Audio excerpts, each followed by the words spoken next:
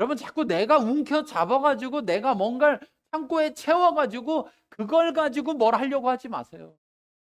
처음에는 깨끗한 마음으로 움직여지는데 모아지기 시작하면 욕심이 생기고 하나님이 돼서 하나님이 날 책임지도록 하는 게 아니라 네가 주인됨으로 돌아가게 돼. 하나님을 떠나게 됩니다. 하나님의 방식은 서로가 서로를 돌아보면 '저 사람이 뭔가 필요하다. 나는 지금 여분이 있다.' 그럼 거예요. 내가 필요할 때 하나님이 다른 사람이 주도록 그 마음을 움직이시는 그러한 그리스도인의 공동체가 돼야 돼요. 자 넘기겠습니다. 영혼 없는 몸이 죽은 것 같이 행함이 없는 믿음은 죽은 것이니라. 새로운 변화된 삶을 사는 사람들은요. 교회 와서만이 아니라 내 삶 속에서도 항상 믿음으로 사는 사람이어야 돼요. 믿음으로 사는 사람이라는 건 전 믿습니다 하고 사는 게 아니라 믿음의 행위를 하고 살아야 된다. 그래서 교회 안에서만 서로 주고받는 게 아니에요. 밖에서도 세상 가운데서도 누가 어려움이 있고 힘든 가운데 있는 사람이 있으면 그 사람을 도우면 그것이 바로 하나님이 기뻐하시는 일, 하나님께 영광 돌리는 일. 그러므로 여러분 교회에다가 잔뜩 갖다 바쳐 가지고 교회가 뭐 막 이렇게 부자 되는 그런 부자가 부자가 아니고 하나님 말씀대로 나눠 주는 것이 부자. 또 그것이 각자의 삶에서도 내 삶 속에서 그렇게 믿음이 있는 사람이라면 행위가 있어야지. 행위는 없고 믿는다는 말만 하는 것은 그러므로 너희가 더욱 힘써 너희 믿음의 덕을, 덕의 지식을, 지식의 절제를, 절제의 인내를, 인내의 경건을, 경건의 형제우애를, 형제우애의 사랑을 더하라. 이런 것이 너희에게 있어 흡족한즉 너희로 우리 주 예수 그리스도를 알기에 게으르지 않고 열매 없는 자가 되지 않게 하려니와.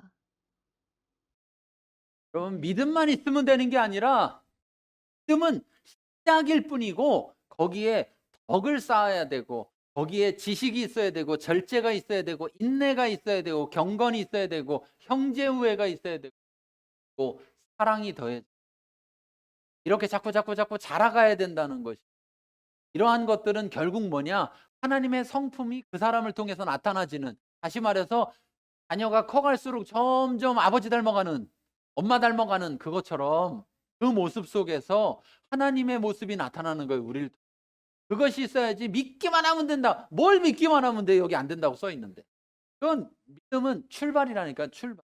출발했는데 나머지를 하지 않아 가지고 가만히 출발선에 서 있으면 어떻게 되는 거예요? 도착을 하지 못하잖아. 우리 안에 열매가 맺혀져야 출발해서 결국 어디로 가야 되느냐? 사랑하는 것.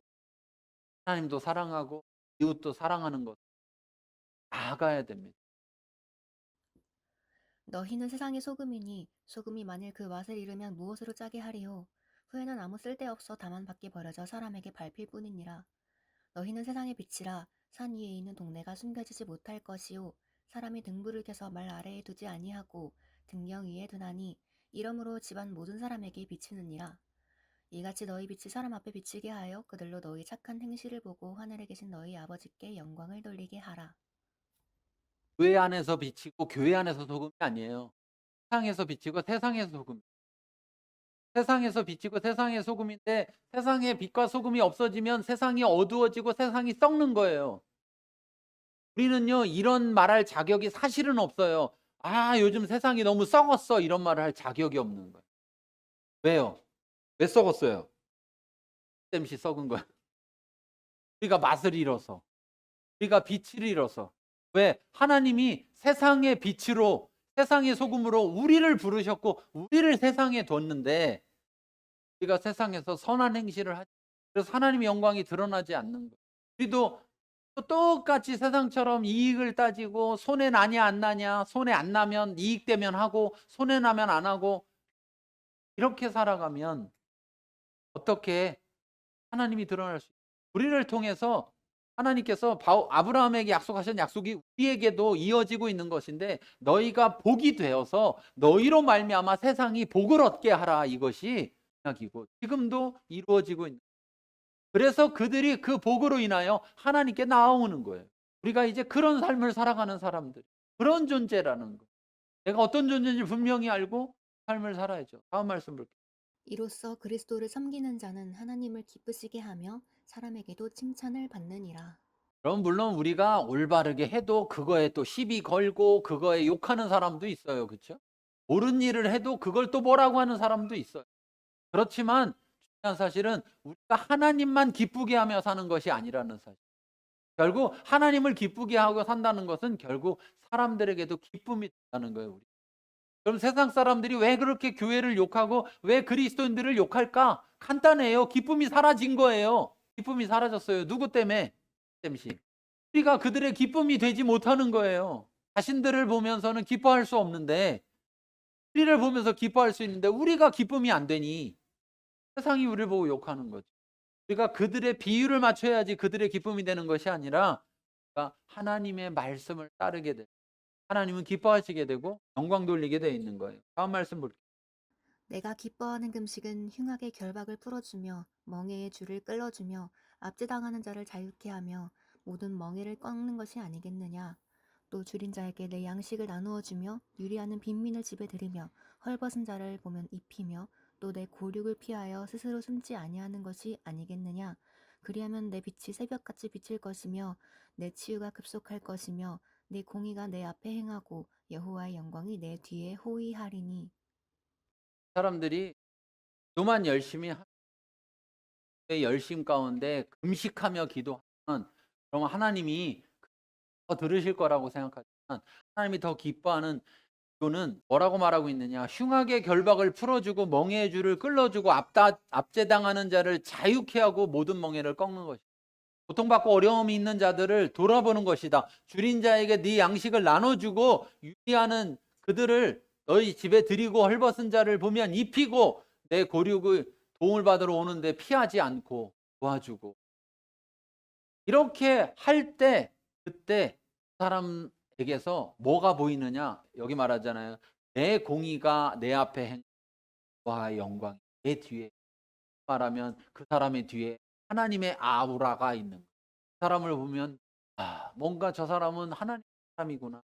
누가 고통당하고 있는 사람을 보면서 내가 기도할게. 기도. 도와줘요. 도와줘. 기도를 먼저 하지 말고 도와주라고.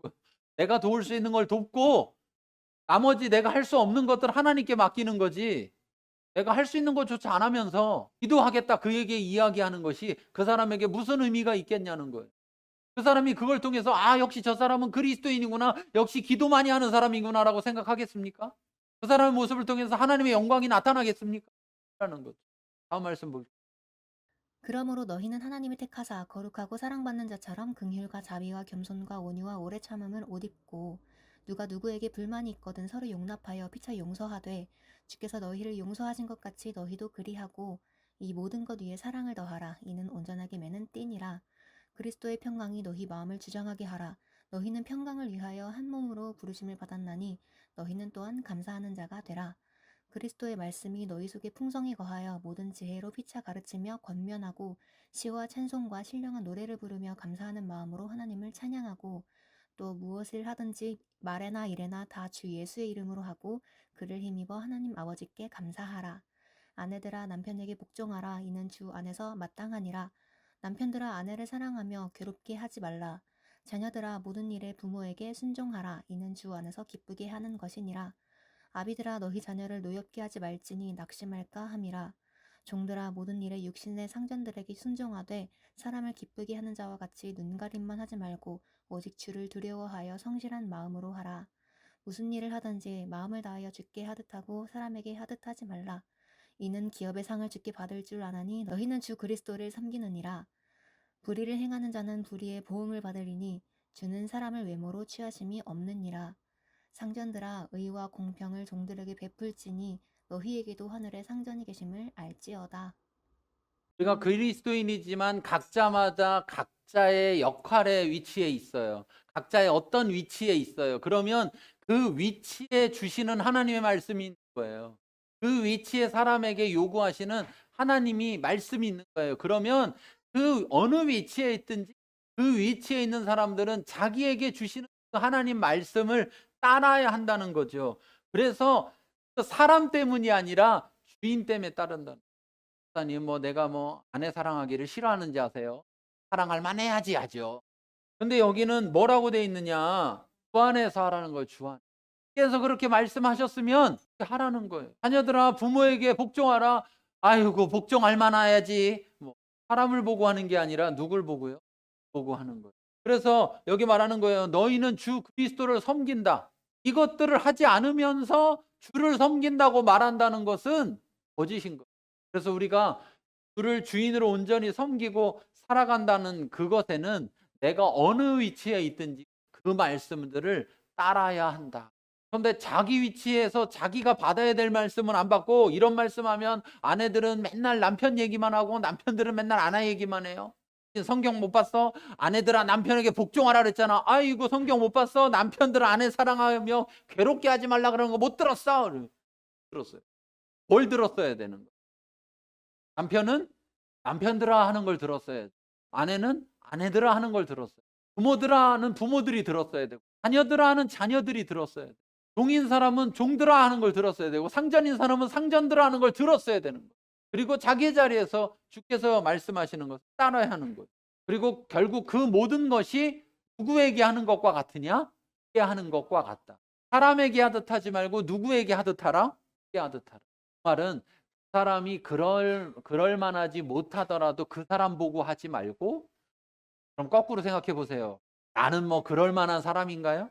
나는 다른 사람이 그렇게 대접해 줄 만한 사람이에요? 있잖아요. 그런데도 내가 어떻게 이 대접을 받고 있는 사람이 주하듯 하기. 그러므로 우리도 주하듯 해야 한다 하는 것이.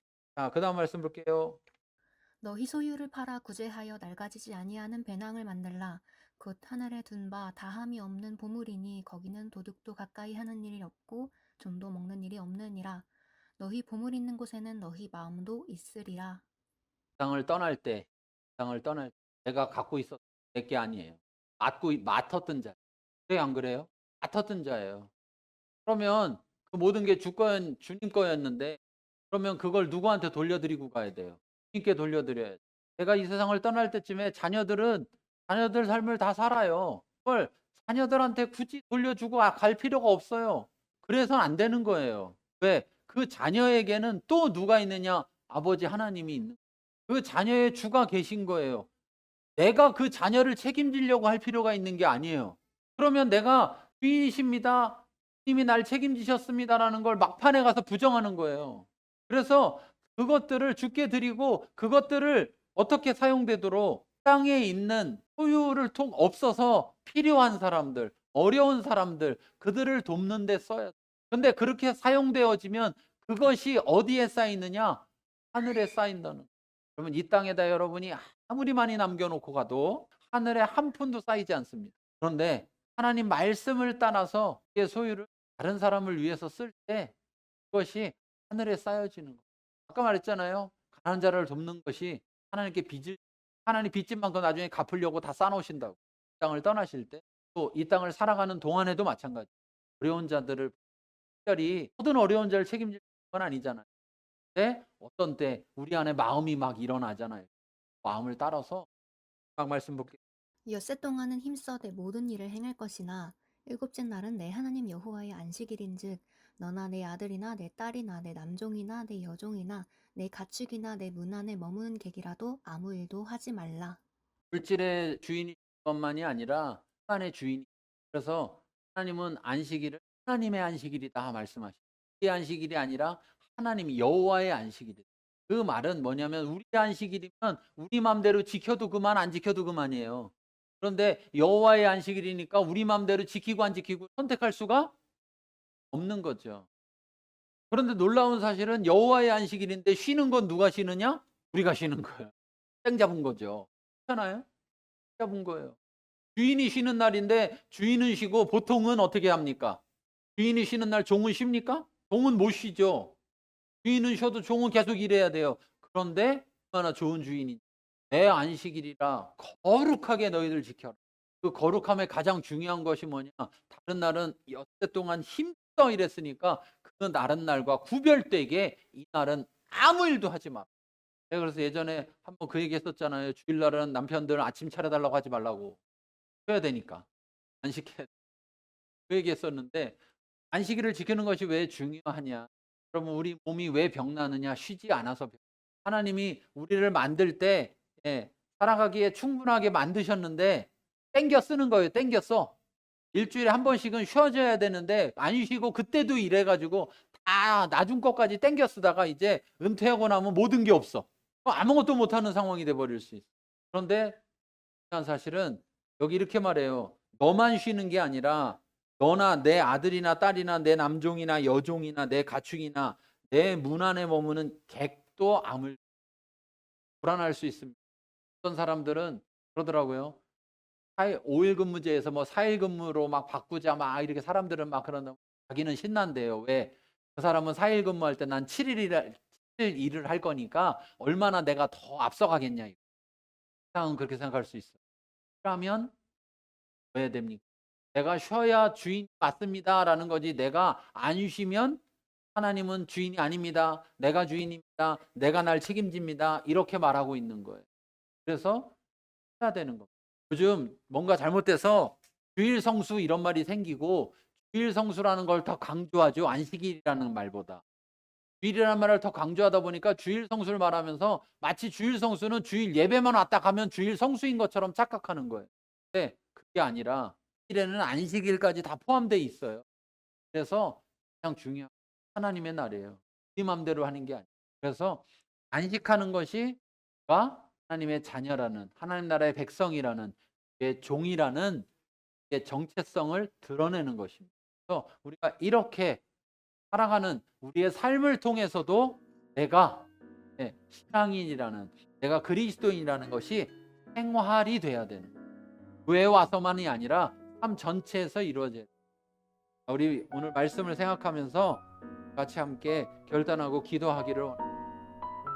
내가 이제 이런 존재구나라는 걸 이제 깨달으신 분들은 앞으로 그렇게 살기를 결단하시고 성령께서 인도해 달라고, 삶을 살아갈 수 있게 해달라고 기도하시고, 이러한 존재였는데도 불구하고 이 존재였음을 분명히 알지 못하고 이렇게 온전히 살지 못했던 분들은 다시금 돌이켜서 이렇게 살아갈 수 있고, 그걸 위해서 결단하시고 하나님 앞에 기도하시기 바랍니다. 기도하겠습니다.